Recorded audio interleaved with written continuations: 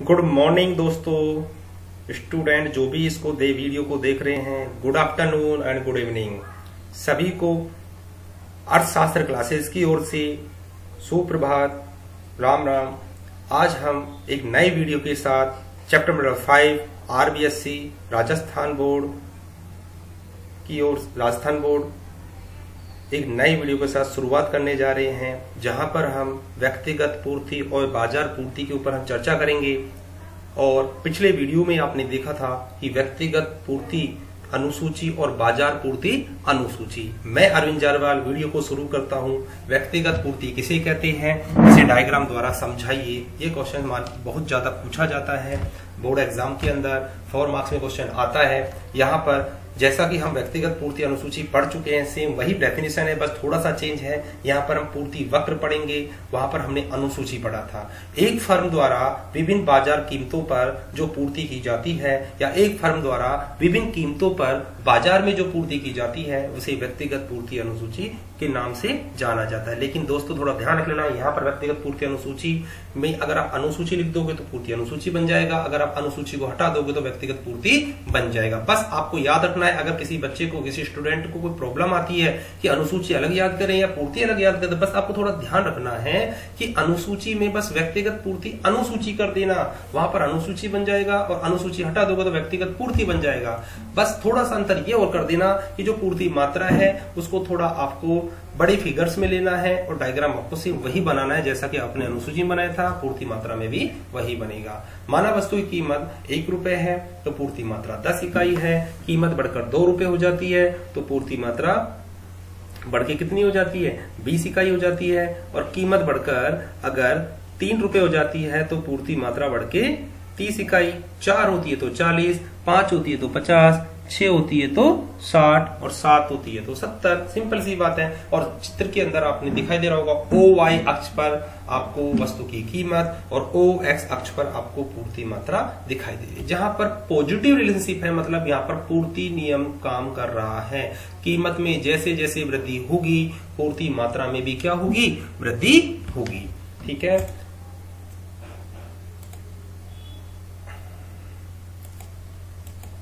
दूसरा है आपका बाजार पूर्ति, मार्केट सप्लाई। सेम वही है जैसा हमने बाजार पूर्ति अनुसूची पढ़ा था। आपको यहाँ पर बाजार पूर्ति की डेफिनेशन, एक बाजार में स्थित सभी फर्मों द्वारा सामूहिक रूप से जो पूर्ति की जाती है उसे बाजार पूर्ति के नाम से जाना जाता है। बाजार पूर्ति के अंतर्गत टेबल के अंदर आपको व्यक्तिगत पूर्ति को तो आपके साथ रखना ही है। यहाँ पर आपको ए फर्म के साथ साथ बी फर्म को भी लेना है। बी फर्म में आपको याद रखना है कि ए फर्म के अंदर जैसे कीमत में वृद्धि हो रही है तो पूर्ति मात्रा में वृद्धि हो रही है, तो बी फर्म भी क्या करेगी, कीमत की अनुरूपी पूर्ति में क्या करेगी, वृद्धि करेगी। जब वस्तु कीमत 1 रुपए है तो पूर्ति मात्रा 10 इकाई है। कीमत जैसे बढ़कर 5 इकाई हो रही है तो पूर्ति मात्रा भी क्या हो रही है, धीरे धीरे बढ़ रही है। लेकिन अगर हम यहाँ पर ए प्लस बी दोनों को अगर यहाँ जोड़ दे तो मैं इसको मार्केट सप्लाई बोल सकता हूं। मार्केट सप्लाई, बाजार पूर्ति 30, 60, 90, 120 और 150, ये कहीं ना कहीं इंक्रीज हो रहा है प्राइस के अकॉर्डिंग। तो हम ये बोल सकते हैं बाजार पूर्ति के अंतर्गत हम ये बोल सकते हैं कि व्यक्तिगत पूर्तियों का योग ही बाजार पूर्ति कहलाता है। बाजार पूर्ति में हमें डायग्राम जो बनाएंगे, वहां पर आपके सामने जो डायग्राम होगा वो OX अक्ष पर वस्तु की मांग मात्रा है, OY अक्ष पर वस्तु की कीमत को शो किया गया है। तो दोस्तों आप चाहो तो यहाँ पर ओनली P लिख सकते हो। आपको वस्तु की कीमत अगर याद नहीं है तो आप P लिखो, और यहाँ पर आप क्वांटिटी लिख सकते हो। ठीक है ना। और यहाँ पर जो वस्तु की कीमत आपको दिखाई दे रही है वो स्केल की सहायता से, स्केल की हेल्प से एक अच्छा डायग्राम बना सकते हो। और डायग्राम आपको सेम ऐसा ही बनेगा जैसा आपके सामने बना हुआ है। बस आपको ध्यान रखना है कि दोनों में आपको जो रिलेशनशिप है वो पॉजिटिव ही रखनी है, नेगेटिव नहीं रखने हैं। क्योंकि जैसे कीमत बढ़ती है पूर्ति मात्रा भी बढ़ जाती है, और कीमत अगर कम होती है तो पूर्ति मात्रा भी कम होती है। और जो डायग्राम बनता है वो कहीं ना कहीं नीचे से ऊपर की ओर बढ़ते क्रम में होता है, लेफ्ट हैंड से राइट हैंड की ओर अपवर्ड होता है, ऊपर की ओर होता है। और इस प्रकार दोनों की जो रिलेशनशिप होता है वो पॉजिटिव पाया जाता है। दोस्तों अगला जो हमारा टॉपिक है वो पूर्ति मात्रा में परिवर्तन का है। हमने मांग के नियम में जब पढ़ा था तो हमने पढ़ा था मांग मात्रा में परिवर्तन। परिवर्तन मतलब शिफ्ट होना, किस प्रकार परिवर्तन होता है। तो पूर्ति में भी परिवर्तन देखने को मिलता है, अथवा हम इसको दूसरे नाम से बोल सकते हैं पूर्ति में विस्तार या संकुचन। कब कब पूर्ति मात्रा में वृद्धि होती है, कब कब पूर्ति मात्रा में कमी होती है। तो वृद्धि को हम विस्तार बोलते हैं और कमी को हम संकुचन बोलते हैं। तो हम इस टॉपिक को शुरुआत करते हैं कि पूर्ति मात्रा में विस्तार। एक फर्म का पूर्ति वक्र वस्तु की कीमत और उसकी पूर्ति मात्रा के सापेक्ष धनात्मक संबंध को व्यक्त करता है। बहुत अच्छा पॉइंट इसने बता दिया, और जो हम शुरू से चैप्टर जब से स्टार्ट हो तब से हम पढ़ते आ रहे हैं कि पूर्ति मात्रा और कीमत के बीच में धनात्मक संबंध क्या पाया जाता है। सिंपल सी बात है, देखने को मिलता है। पूर्ति मात्रा में परिवर्तन केवल उस वस्तु की कीमत में परिवर्तन से होता है, अतः इसको हम दो प्रकार से बता सकते हैं, दो प्रकार से इसको समझा सकते हैं। जिसमें सबसे पहला हम पढ़ेंगे पूर्ति मात्रा में विस्तार। तो पूर्ति मात्रा विस्तार का मीन्स होगा कि कीमत में अगर किसी प्रकार से वृद्धि देखने को मिल रही है तो पूर्ति मात्रा में भी वृद्धि होगी, और इसे ही हम बोलेंगे पूर्ति विस्तार। जिसमें अन्य बातें स्थिर रहने पर, ठीक है, अदर थिंग्स रिमेन कांस्टेंट, ठीक है ना, अन्य बातें क्या रहे, स्थिर रहे, और वस्तु की कीमत में वृद्धि देखने को मिले, प्राइस इज इंक्रीज, तो सप्लाई जो होगी वो कहीं ना कहीं उसमें भी इंक्रीज देखने को मिलेगा, उसमें वृद्धि देखने को मिलेगा, जिसे हम कहीं ना कहीं पूर्ति विस्तार कहते हैं। हम कहीं ना कहीं इसको पूर्ति विस्तार के नाम से जानते हैं। इसमें डायग्राम के अंदर आपके सामने जो एक डायग्राम बना हुआ है विस्तार का डायग्राम है। थोड़ा इस डायग्राम को मैं और थोड़ा कंप्लीट कर देता हूं, समझाने का प्रयास करूंगा। जिस डायग्राम में आपको दिख रहा होगा OY एक्स पर प्राइस को शो किया गया है और OX एक्स पर पूर्ति मात्रा को शो किया गया है। तो यहां पर हम इसको क्वांटिटी से शो करेंगे और यहां पर हम इसको प्राइस से शो करेंगे। यहां पर एक ऐसे सप्लाई कर्व बन रहा है, जब प्राइस OP होती है, कीमत जब OP होती है तब क्वांटिटी OQ होती है। जैसे जैसे प्राइस में P से P1 क्या हो रहा है, इंक्रीज हो रहा है, मतलब पॉजिटिव, ठीक है। तो क्वांटिटी भी क्या हो रही है, Q से Q1 हो रही है, मतलब ये भी क्या हो रही है, पॉजिटिव। तो जो संभावित जो बिंदु है, ठीक है, संभावित जो बिंदु हैं वो कहीं ना कहीं क्या हो रहे हैं, संभावित जो बिंदु है वो कहीं ना कहीं आपको E से क्या हो रहे हैं, E1 हो रहा है। E से क्या हो रहा है, E1, ठीक है। E से E1 किसको शो कर रहा है, पूर्ति विस्तार को। तो दोस्तों हो सके तो आप इस डायग्राम को अलग ही बनाए पूर्ति विस्तार को, लेकिन आप चाहो तो एक ही डायग्राम में दोनों दिखा सकते हो। आप विस्तार भी दिखा सकते हो और संकुचन भी दिखा सकते हो, जिसको मैं अगले डायग्राम में आपको समझाने का प्रयास करूंगा कि आप उस डायग्राम में कैसे विस्तार को शो कर सकते हो। पूर्ति संकुचन सिंपल सी लैंग्वेज में बता सकते हैं, जब जब किसी वस्तु की कीमत में कमी देखने को मिलेगी तो पूर्ति मात्रा में भी कमी देखने को मिलेगी। इसे हम पूर्ति संकुचन के नाम से जानेंगे या पूर्ति मात्रा में कमी के नाम से इसको बताएंगे। पूर्ति संकुचन में अन्य बातें स्थिर रहने पर यदि किसी वस्तु कीमत में कमी देखने को मिले तो पूर्ति मात्रा में भी कमी होगी, और इस प्रकार उसे हम पूर्ति संकुचन के नाम से जानते हैं। पूर्ति संकुचन के डायग्राम में आपको ऊपर से नीचे लेफ्ट हैंड की ओर आएगा, क्योंकि यहां पर जैसा जैसा आपके सामने डेफिनेशन में बताया गया है, बस आपको वही बात याद रखनी है कि डेफिनेशन जैसे जैसे बोल रही है बस आपको डायग्राम उसी प्रकार बनाना है। डेफिनेशन जैसे कह रही है कि कीमत जब OP है, कीमत जब OP है, प्रारंभिक जो कीमत OP है तो प्रारंभिक जो पूर्ति मात्रा है वो OQ है। कीमत में जैसे ही कमी होती है, डिक्रीज, प्राइस डिक्रीज, तो क्वांटिटी भी क्या हो जाएगी, डिक्रीज हो जाएगी, और जो इक्विलिब्रियम पॉइंट है वो E से क्या हो जाएगा, E1 हो जाएगा, और ये क्या हो जाएगा, नेगेटिव शो करेगा, ठीक है ना। तो अगर आप दोस्तों मैंने अभी बताया था कि जस्ट पहले ही कि आप यहाँ पर एक ही डायग्राम में दोनों को बना सकते हो, पूर्ति विस्तार और पूर्ति संकुचन को। तो यहाँ पर अब मैंने आपके सामने संकुचन बनाया, अब आप विस्तार क्या बनाओगे, आप P से क्या करोगे, यहाँ पर इंक्रीज कर दोगे, ठीक है ना, P से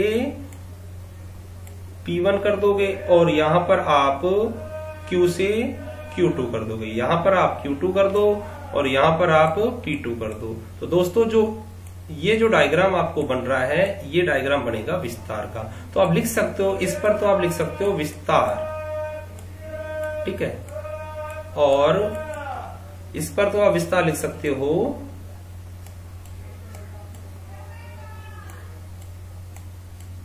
विस्तार, ठीक है, और ये आपका संकुचन रहेगा। तो आप एक ही डायग्राम में दोनों डायग्राम बना सकते हो, रॉन्ग नहीं होगा, राइट रहेगा, कहीं नंबर नहीं कटेंगे आपके और आपका टाइम भी बचेगा और जल्दी आपका क्वेश्चन कंप्लीट हो जाएगा। तो दोस्तों उम्मीद करता हूं समझ में आया होगा पूर्ति विस्तार और पूर्ति संकुचन। चलो आगे देखते हैं। पूर्ति वक्र में परिवर्तन या शिफ्ट, बिल्कुल ये क्वेश्चन मेन क्वेश्चन बनता है शिफ्टिंग वाला, मतलब पूर्ति वक्र का दाईं ओर बदलना और पूर्ति वक्र का बाईं ओर शिफ्ट होना, ठीक है। और शिफ्टिंग के लिए हमने मांग में पढ़ा था किस प्रकार शिफ्ट होता है। वस्तु पूर्ति जो वक्र है बेटा वो कहीं ना कहीं जब वस्तु विशेष की कीमत में परिवर्तन से नहीं होता, ठीक है ना। जब वस्तु विशेष की जो कीमत उसमें परिवर्तन से ना होकर बल्कि अन्य कारकों में परिवर्तन हो जाने से होता है तो कहीं ना कहीं पूर्ति वक्र क्या हो जाता है, परिवर्तित हो जाता है। मतलब कीमत तो क्या रहती है, बिल्कुल स्थिर रहती है, कांस्टेंट रहती है और कहीं ना कहीं मांग मात्रा जैसे परिवर्तित हो रही थी वहां पर डिमांड वाले टॉपिक के अंदर, यहां पर भी पूर्ति मात्रा क्या हो जाएगी, परिवर्तित हो जाएगी। जैसे प्रौद्योगिकी परिवर्तन, अचानक उद्योग धंधों के अंदर नई टेक्नोलॉजी आ गई, नई मशीन आ गई, प्रोडक्शन एकदम तेजी से क्या हो गया, इंक्रीज हो गया। संबंधित वस्तु कीमतों में परिवर्तन करके विशेष अवसर, जो भी कोई विशेष अवसर हो उनमें क्या हो जाए, अचानक परिवर्तन आ जाए, तो कहीं ना कहीं पूर्ति में परिवर्तन हो जाता है। तो चलो दोस्तों यहाँ पर हम पहला पॉइंट पढ़ते हैं, पूर्ति वक्र का दाईं ओर शिफ्ट होना, ठीक है, या पूर्ति वक्र का अपवर्ड होना या राइट हैंड की ओर शिफ्ट होना कब कब होगा, अन्य किसी कारण से जब वस्तु की कीमत तो क्या रहे, स्थिर रहे। Other things remain constant, price is constant और quantity of supply is a increase. अगर पूर्ति मात्रा में वृद्धि देखने को मिले तो ऐसी स्थिति में जो पूर्ति वक्र होता है वो राइट हैंड की ओर शिफ्ट हो जाता है या दाएं हाथ की ओर शिफ्ट हो जाता है, परिवर्तित हो जाता है, ठीक है। पूर्ति वक्र का बाईं ओर शिफ्ट होना, सिंपल सी बात है, अन्य बातें यदि स्थिर रहे, वस्तु की कीमत भी क्या रहे, स्थिर रहे, और यदि किसी कारण से हम ये कह सकते हैं कि पूर्ति मात्रा में कमी देखने को मिली तो कहीं ना कहीं यह बोल सकते हैं कि पूर्ति वक्र बाईं ओर क्या हो जाता है, शिफ्ट हो जाता है। दोनों को दोस्तों मैंने यहाँ पर टूगेदर साथ साथ बनाया है, लेकिन मैं आपको ये समझा देता हूं कि एग्जाम में आपको दोनों अलग अलग बनाने हैं, एक बार राइट हैंड एक बार लेफ्ट हैंड, ठीक है ना। और हो सके तो टूगेदर आप बना के आ जाओ तो वो आपके लिए और भी बेस्ट रहेगा। आपका एग्जाम की जो एग्जामिनर है वो कहीं ना कहीं माइनर अगर मिस्टेक कहीं हो रही है तो उसको भी नेगलेक्ट करेगा और हो सकता है आपको अच्छे मार्क्स मिल जाए। तो दोस्तों यहाँ पर थोड़ा ध्यान देना, अदर थिंग्स रिमेन कांस्टेंट, ठीक है ना, अदर थिंग रिमेन्स कांस्टेंट और अन्य बातें अगर स्थिर रह रही है और वस्तु की कीमत भी क्या रह रही है, स्थिर रह रही, ठीक है। जैसे ओपी प्राइस है, ये क्या है, कांस्टेंट है, ठीक है, और ओक्यू क्या है, क्वांटिटी है। अचानक किसी रीजन से क्वांटिटी क्या हो जाए, ओक्यू से क्या हो जाए, ओक्यू 1 हो जाए ना, ओक्यू 1 हो जाए तो बढ़ रही है ना क्वांटिटी, और क्वांटिटी अगर बढ़ रही है, प्राइस कांस्टेंट है, तो कहीं ना कहीं मैं बोल सकता हूं जो एसएस सप्लाई कर वो शिफ्ट हो जाएगा राइट हैंड की ओर, S1 S1, ठीक है। और अगर क्वांटिटी क्या हो रही है, डिक्रीज हो रही है, ठीक है ना, यहां तो क्या हो रही है, इंक्रीज हो रही है, और यहां क्या हो रही है, डिक्रीज हो रही है, तो कहीं ना क्या होगा, डिक्रीज होने पर Q से क्या हो जाएगा, Q2 हो जाएगा और ये शिफ्ट हो जाएगा। आप यहां पर दोस्तों S1 की जगह कर देना S2 और S2, ठीक है, ये हो जाएगा लेफ्ट हैंड की से। तो हम कह सकते हैं कि other things remain constant, price is constant, ठीक है ना, अन्य बातें स्थिर रहे, वस्तु की कीमत भी स्थिर रहे, और अगर किसी कारण से पूर्ति मात्रा में परिवर्तन देखने को मिले तो कहीं ना कहीं पूर्ति वक्र भी क्या हो जाएगा, परिवर्तित हो जाता है, एक बार राइट हैंड एक बार लेफ्ट हैंड। अगर आप कमी करोगे तो लेफ्ट हैंड की शिफ्ट हो जाएगा, वृद्धि करोगे तो राइट हैंड शिफ्ट हो जाएगा, और आप दोनों डायग्राम को अलग अलग बना सकते हो। उम्मीद करता हूं समझ में आया होगा आपको। Thank you.